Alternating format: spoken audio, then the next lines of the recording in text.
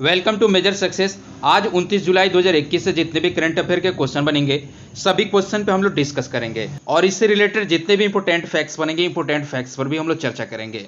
अगर आप किसी प्रकार के कम्पिटिटिव एग्जाम की तैयारी कर रहे हैं तो आपके लिए 29 जुलाई 2021 के करंट अफेयर के सिलेक्टेड क्वेश्चन है जो कि आपके आने वाले एग्जाम के लिए काफी इंपॉर्टेंट है। तो वीडियो को लास्ट तक देखिएगा तभी आपको पूरी तरह से समझ में आएगा।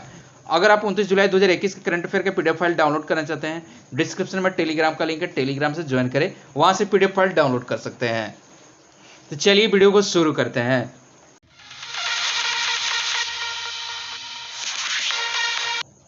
फर्स्ट क्वेश्चन है, अंतर्राष्ट्रीय टाइगर दिवस कब मनाया जाता है? आपका आंसर ए सही होगा, 29 जुलाई। जी हाँ, बता दूं प्रत्येक वर्ष 29 जुलाई को विश्व टाइगर दिवस मनाया जाता है। भारत का यह राष्ट्रीय पशु भी है। इसे देश की शक्ति, शान, सतर्कता, बुद्धि और धीरज का प्रतीक भी माना जाता है। चलिए जानते हैं कब से मनाया जाता है। तो विश्व टाइगर दिवस की शुरुआत 2010 में रूस के सेंट पीटर्सबर्ग सम्मेलन में घोषणा की गई कि प्रत्येक वर्ष 29 जुलाई को पूरे विश्व में अंतर्राष्ट्रीय टाइगर दिवस मनाया जाएगा। विश्व में घटते टाइगर की संख्या को देखते हुए इस दिवस की घोषणा की गई थी। इस सम्मेलन में उपस्थित विभिन्न देश के प्रतिनिधित्व ने 2022 तक बाघों की संख्या दोगुनी करने का लक्ष्य रखा है। इस सम्मेलन में बताया गया कि अगर इसी प्रकार बाघों की तस्करी और हत्या होती रही तो आने वाली या 2 दशकों में विलुप्त हो जाएगा। चलिए नेक्स्ट क्वेश्चन पर चलते हैं। नेक्स्ट क्वेश्चन है, कौन सा राज्य पहले खेल विश्वविद्यालय की स्थापना करेगा? आपका आंसर ए सही होगा, बिहार। जी हाँ, बता दूं कि बिहार विधानसभा ने राज्य के पहले खेल विश्वविद्यालय की स्थापना के लिए 27 जुलाई 2021 को एक विधेयक पारित किया है। और मैं बता दूं इस विश्वविद्यालय में कम से कम 33.3% सीटें महिलाओं के लिए आरक्षित होगी। बिहार में खेल से जुड़े सभी संस्थान, प्रशिक्षण केंद्र और शारीरिक शिक्षा के कॉलेज इस नए विश्वविद्यालय से संबद्ध होंगे, जो देश का ऐसा छठा विश्वविद्यालय होगा। चलिए नेक्स्ट क्वेश्चन पर चलते हैं। नेक्स्ट क्वेश्चन है, कौन सा देश गहरे समुद्र में खनन मशीन का परीक्षण करेगा?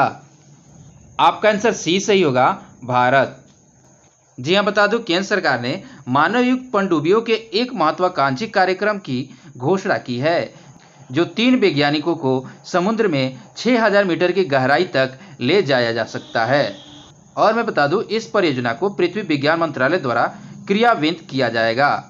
जब यह पूरा हो जाएगा तो भारत, अमेरिका, चीन, जापान, रूस और फ्रांस के बाद गहरे समुद्र में खोज के लिए मानवयुक्त सबमर्सिबल रखने वाला विश्व का छठा देश होगा। चलिए नेक्स्ट क्वेश्चन पर चलते हैं। नेक्स्ट क्वेश्चन है, किसने भोजन में आर्सेनिक का पता लगाने वाला सेंसर का खोज किया है? आपका आंसर बी सही होगा, डॉक्टर वनीश कुमार। अगर आप अभी तक मेजर सक्सेस चैनल को सब्सक्राइब नहीं किए तो सब्सक्राइब कर लीजिए। आपको यहाँ पे डेली के डेली करंट अफेयर्स के वीडियो मिलते रहेंगे। हमको ये पता है कि आपका दिल जो है बहुत बड़ा है। आप इस चैनल को सब्सक्राइब करिएगा, लाइक करिएगा और शेयर भी करिएगा। तो चलिए आगे बढ़ते हैं। जी हाँ, बता दूं कि inspire faculty fellow doctor Vaneesh Kumar ने 15 मिनट में जल और खाद्य नमूनों में आर्सेनिक संदूषण का पता लगाने के लिए एक अति संवेदनशील, उपयोग में आसान सेंसर विकसित किया है। विकसित सेंसर अत्यधिक संवेदनशील है, चयनात्मक है, इसमें केवल एक चरण शामिल है और यह विभिन्न जल और खाद्य नमूनों के लिए उपयोगी है। और मैं बता दूं यह 0.05 ppb से 1000 ppm तक आर्सेनिक की एक विस्तृत श्रृंखला का पता लगा सकता है। ये क्वेश्चन आपके लिए काफ़ी इंपॉर्टेंट है, आने वाले एग्जाम के लिए काफ़ी इंपॉर्टेंट क्वेश्चन है, इसको याद रखिएगा। चलिए आगे बढ़ते हैं। नेक्स्ट क्वेश्चन है, भारत में किसने आइजो वित्तीय क्लाउड प्लेटफॉर्म लॉन्च करने की घोषणा की है? आपका आंसर ए सही हो जाएगा, टाटा कम्युनिकेशन। जी हां, बता दूं कि टाटा कम्युनिकेशन ने भारत में आइजो वित्तीय क्लाउड प्लेटफॉर्म लॉन्च करने की घोषणा की है। इसका उद्देश्य क्या है? तो इसका उद्देश्य है बैंकिंग और वित्तीय सेवाओं के क्षेत्र में संगठन के प्रदर्शन और सुरक्षा को बढ़ाना है। इसके साथ साथ ये भी बता दूं कि क्लाउड प्लेटफॉर्म जो है बैंकिंग, वित्तीय सेवाओं और बीमा क्षेत्र के लिए भारत के नियामकों द्वारा परिभाषित सख्त डेटा गोपनीयता और सुरक्षा मापदंडों को पूरा करने के लिए तैयार किया गया है। इस क्वेश्चन में IZO की बात की गई है। IZO का मतलब क्या होता है? I फॉर होता है आइजाना, A फॉर एटमॉस्फेरिक और O फॉर होता है आपका ऑब्जर्वेटरी। ये आपका कहाँ पे है? स्पेन में है। चलिए नेक्स्ट क्वेश्चन पे चलते हैं। नेक्स्ट क्वेश्चन है, किस महानगर को यूनेस्को की विश्व विरासत सूची में अंकित किया गया है? आपका आंसर ए सही होगा, धोलावीरा।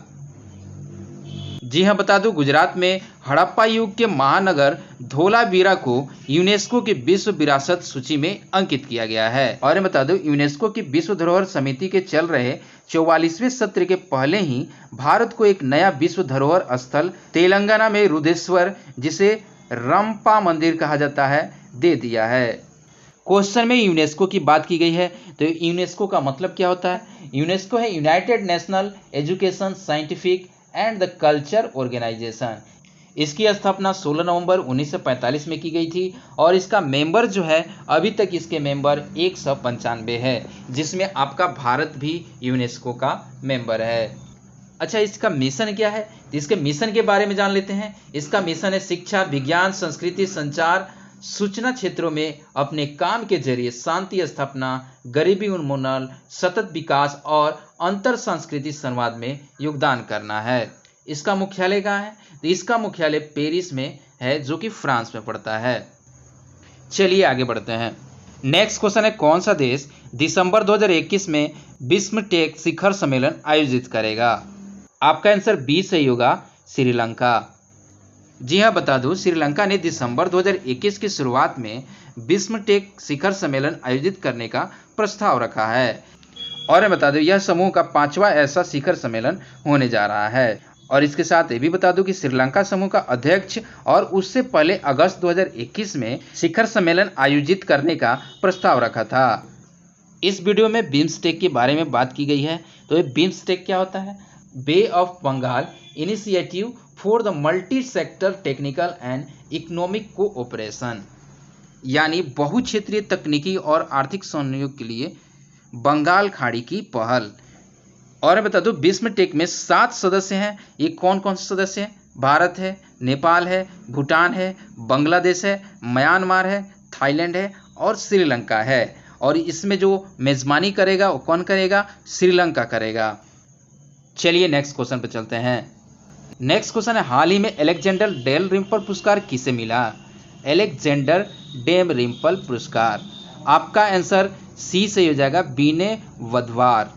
जी हाँ, बता दो भारत के प्रमुख हाइड्रोग्राफर वाइस एडमिरल बीने वधवार को हाइड्रोग्राफी और नॉटिकल कार्टोग्राफी के विषय में उनके नेतृत्व की मान्यता में अलेक्जेंडर डेल रिम्पल पुरस्कार से सम्मानित किया गया है। उन्हें 2019 में प्रतिष्ठित पुरस्कार से सम्मानित किया गया था, लेकिन महामारी के कारण पुरस्कार समारोह में देरी हुई थी। पुरस्कार की सबसे खास बात बता दूं, पुरस्कार का नाम जो है एडमिरल्टी के पहले हाइड्रोग्राफर के नाम पर रखा गया है और इसे 2006 में स्थापित किया गया था। चलिए नेक्स्ट क्वेश्चन पे चलते हैं। नेक्स्ट क्वेश्चन है, कौन सा देश पहला स्वच्छ परमाणु रिएक्टर बनाएगा? आपका आंसर ए सही होगा, चीन। जी हाँ, बता दो चीन ने तरल थोरियम और पिघला हुआ नमक का उपयोग करके पहला स्वच्छ वाणिज्य परमाणु रिएक्टर बनाने की योजना का रूपरेखा तैयार की है। और बता दूं कि पहला प्रोटोटाइप रिएक्टर अगस्त में तैयार होना चाहिए। पहला परीक्षण सितंबर 2021 में हो सकता है और 2030 तक एक पूर्ण पैमाने का वाणिज्य रिएक्टर तैयार हो जाने की उम्मीद है। और बता दूं पारंपरिक यूरेनियम रिएक्टर वैसे कचरे का उत्पादन करते हैं जो 10,000 वर्षों तक अत्यंत रेडियोधर्मी रहते हैं। ये काफ़ी इंपॉर्टेंट क्वेश्चन है। आपके एग्जाम में देश विदेश से जो भी क्वेश्चन आते हैं उस कैटेगरी में आपके क्वेश्चन आएगा। काफ़ी इंपॉर्टेंट क्वेश्चन है, इसको कहीं ना कहीं नोट करके रख लीजिएगा।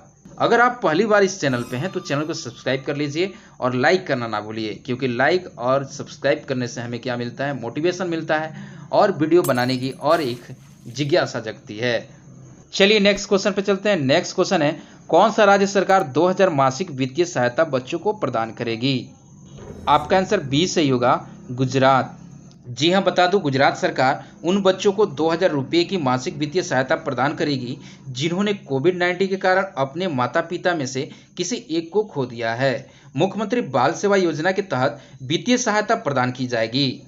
और बता दूं ये योजना 2 अगस्त 2021 को शुरू कर दी जाएगी, जिसके तहत इन बच्चों के बैंक खाते में पैसा ट्रांसफर किया जाएगा।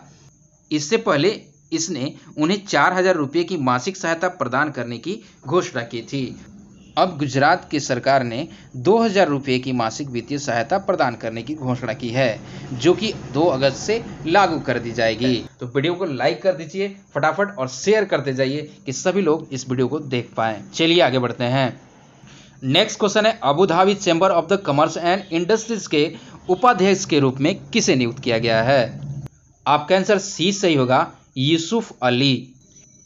जी हाँ, बता दूं, लुलु समूह के अध्यक्ष MA यूसुफ अली को Abu Dhabi chamber of commerce and industries के उपाध्यक्ष के रूप में नियुक्त किया गया है।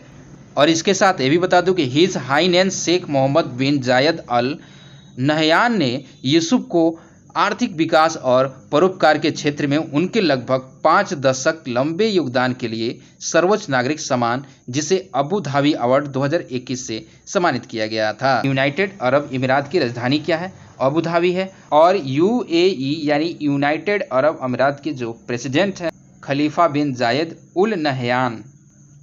चलिए नेक्स्ट क्वेश्चन पे चलते हैं। नेक्स्ट क्वेश्चन है, अंतरिक्ष यात्रा करने वाले भारत के पहले अंतरिक्ष टूरिस्ट कौन बने? आपका आंसर सी सही होगा, संतोष जॉर्ज कुलांगरा। जी हाँ, बता दो कि अंतरिक्ष की यात्रा करने वाले भारत के पहले अंतरिक्ष टूरिस्ट केरल के संतोष जॉर्ज कुलांगरा बने हैं। और मैं बता दूं, उन्होंने 2007 में ही रिचर्ड ब्रैंसन की वर्जिन गैलेक्टिक की ओर से प्रस्तावित पेड कमर्शियल स्पेस फ्लाइट में अपनी सीट बुक करा ली थी। और इसके साथ ये भी बता दूं कि संतोष जॉर्ज कुलांगरा ने दुनिया भर घूमने फिरने के अपने सफर को 1947 में वीडियो कैमरे की मदद से शुरू किया था। चलिए नेक्स्ट क्वेश्चन पे चलते हैं।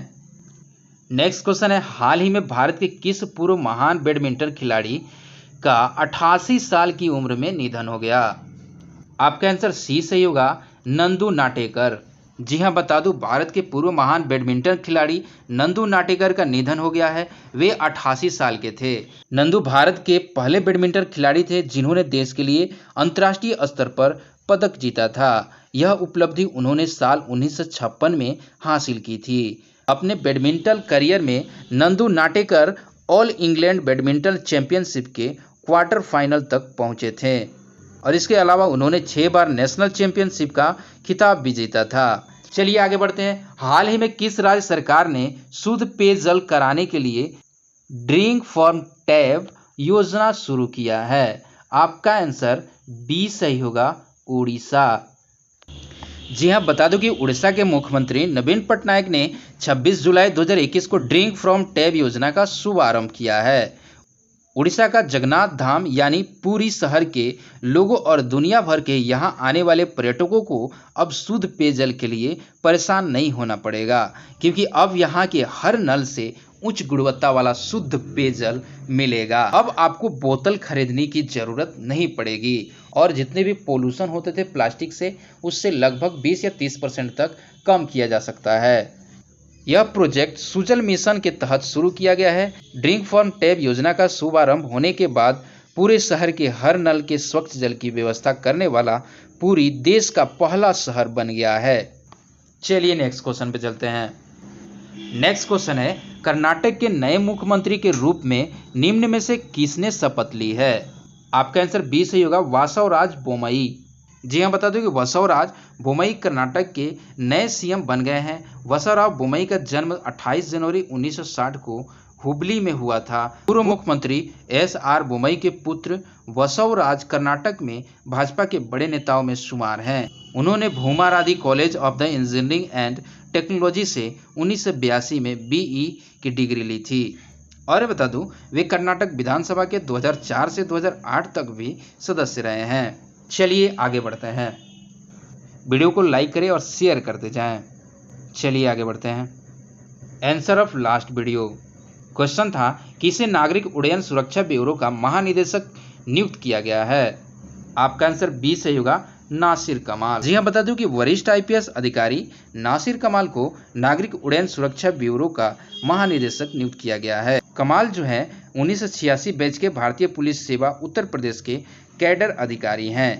इसके साथ ये भी बता दूं कि मंत्रिमंडल की नियुक्ति समिति ने कमाल की BCAS में महानिदेशक के पद पर नियुक्ति को 21 जुलाई 2022 को उनकी सेवानिवृत्ति तक के कार्यकाल के लिए मंजूरी दे दी है। अगर आपको करंट अफेयर का पीडीएफ फाइल चाहिए तो मेजर सक्सेस के टेलीग्राम से ज्वाइन करें और वहां से पीडीएफ फाइल डाउनलोड कर सकें। अगर आपको किसी तरह की इन्फॉर्मेशन चाहिए तो मेजर सक्सेस के फेसबुक पेज को फॉलो करना ना भूलें। अगर किसी तरह की आपको क्वेरी है तो आप मेजर सक्सेस के इंस्टाग्राम को फॉलो करना ना भूलें। अगर आप अभी तक मेजर सक्सेस को सब्सक्राइब नहीं किए हैं तो सब्सक्राइब कर लीजिए और बेल आइकन को दबाकर ऑल नोटिफिकेशन को ऑन कर लीजिए ताकि जो भी वीडियो लाऊं सबसे पहले आप तक पहुंचते रहे। वीडियो को लाइक करिए और ज़्यादा से ज़्यादा इस वीडियो को शेयर करिए। क्वेश्चन फॉर यू, आज के लिए आपका क्वेश्चन है विश्व प्रकृति संरक्षण दिवस कब मनाया जाता है।